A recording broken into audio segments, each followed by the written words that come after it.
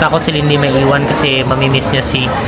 So, eto na nga mga hobby bees. Today is our last day dito sa Bacolod. And bago kami umuwi, nag-chat sa akin yung kumare ko na taga Bacolod at nag-invite siya sa amin para mag-lunch. And syempre, pag nasa ibang lugar ka, di ba, tas may kakilala ka, I think it's good to connect, no? And reconnect kasi yung kumare ko, mga 10 years ko nang hindi nakakasama. And meron siya ditong kainan na kambingan daw. And si Hubby David, mahilig siya sa kambing. Kaya tara, puntahan natin para matikman natin. At ma-meet ko na rin after 10 years yung kumare ko dito. So, andito na kami ngayon sa Ninix Kandingan. Ito yung kainan dito na pag-aari ng aking office mate at kumare ko. Yeah. Sama ko si Hubby David, syempre. Hi. Di ba mahilig ka sa kambing? Yes, I wanna try Kambing their dito. kambing.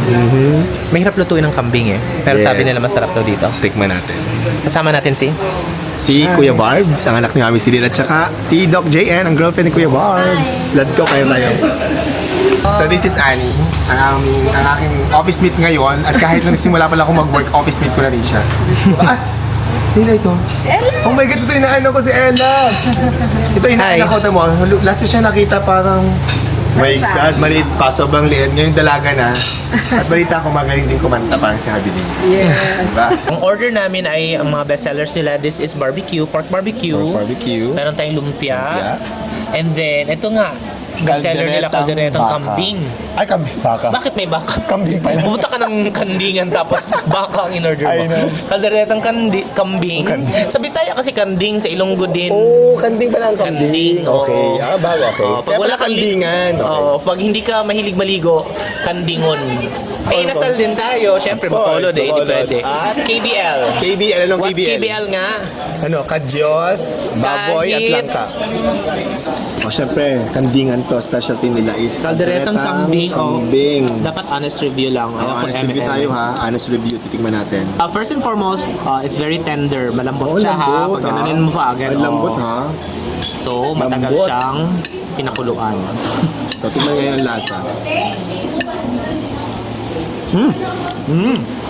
Pero walang eme, masarap baby. Yung sauce, yung kambing, walang lansa, malambot, and malinamnam. So, titigman natin ngayon itong KBL. Kasi yung KBL dito talaga sa mga Ilonggo ba at saka mga Bacolod, di ba? Kadyos, baboy, at saka langka. Ay, yes. I like this. Sobrang sarap. Yes. May ano, may konting asim batuan. Batuan. Sarap. It's not two, but one. Ang sarap, tikman mo. Sobra. Doc JN, kumusta yung kambing dito? Ay, masarap siya. Masarap? Yes. Bet mo? Yes. Oo, masarap guys. Order Yan ang, niyo yan. yan ang comment ng pinakamagandang doktor dito sa Bacolod. Doc JN! Tapos, did you know, kambing is healthier than pork.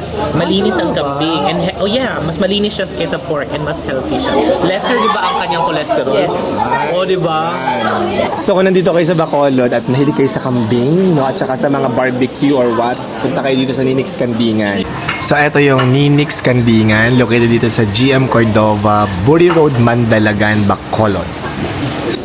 So before kami pumunta ng airport, kailangan daw hindi pwedeng hindi namin matikman ang Batchoy dito sa 21 restaurant. Dati siyang Bar 21. So sikat siya dito sa Bacolod. Lahat ng mga turista dito dapat na dumaan dito. yan, kaya dapat matry namin. Sayang wala si Ate Rose tsaka si Lindy kasi nasa airport na sila because galing sila sa kanilang family. Dumiretso na sila sa airport. So tingnan natin kung ano lasa ng batchoy mamaya. Mabilisan lang na daan dito. Yes. Okay, so dumating na yung order natin. Ito, kay Hubby David. Mine is super batchoy with egg. So super na special pa. Ano yung sabihin ni super?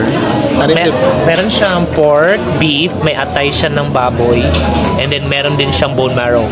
Yan. Ano sa lasa dyan? It is the best batchoy. It's the best batchoy I've tried ever. As in, I've tried different batchoys. This is the best oh one. my God, I wanna try it. I know. Ta-try ko. Batchoy. Tignan natin kung lasa. Pero parang ang mga batchoy na masarap dito. Ang sarap nga. Depende man. Masarap. Walang eme. Pag pumunta kayong Bacolod, kailangan pumunta kayo dito sa 21 restaurant. And try their batchoy. Sarap. Kaya yung mga in-laws ko pag umuwi dito, kailangan na i-work. So, dito na kami sa airport. Yay! Sila Ate Rose tsaka si Lindy kanina pa nandito kasi maaga silang pumunta kasi natakot sila na baka malate sila. So nauna sila sa amin. Yeah.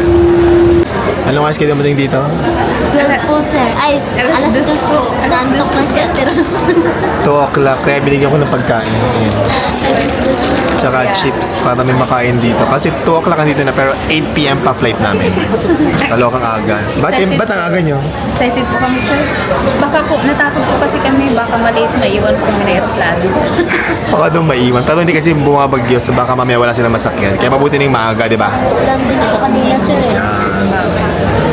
Natakot sila hindi maiwan kasi mamimiss niya si Uy. Hindi po, bawat time.